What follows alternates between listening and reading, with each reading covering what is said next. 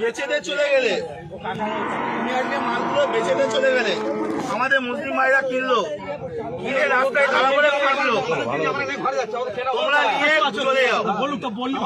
তোমরা কেন, তোমাদের তো মাথা তো, তোমরা কেন বিক্রি করতে তোমাদের মাথা হারে না, তোমাদের মাল কি আমরা কিনে ফাঁসবো? মাথা বেশি দিবে না, তোমরা চলে যাও। ভালো কথাই বলছি, হাট এখন বন্ধ নাই, তোমরা চলে যাও। কেউ একটা ভালো কথা বলো, এনাদের কেউ একটা কিন্তু কোনো কথা বলবে না। উপরে বলুক, উপরে বলতে বলো, করে খাই আমরাও করে খাই।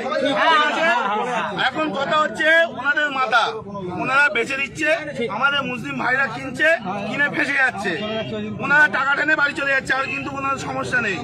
সুতরাং কেউ একটা এদের কোনো কথা বলবে না, এনারাও করে খায়। কিন্তু তোমরা মানে কাকা নিয়ে বাড়ি চলে যাও।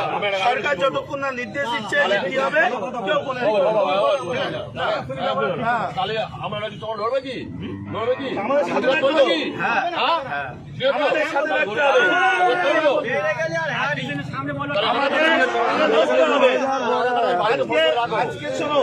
আজকে ভারতবর্ষে এই গরু এক্সপোর্টে ইন্ডিয়ার দ্বিতীয় নম্বরে, আর আমরা আজকে করছি অপরাধ আমরা করে ফেলেছি।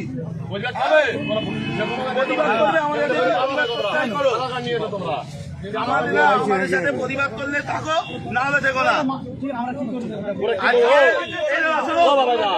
জানি না আজকে এই মাংস, গরু মাংস বাইরের দেশে এক্সপোর্ট হচ্ছে, আমাদের ইন্ডিয়া দ্বিতীয় নম্বরে। আর আজকে আমরা অপরাধ করে ফেলেছি, এর জবাব কেউ দিতে পারবে? গরুটাকে সুতরাং টাকা নাম বলো, সঞ্জয়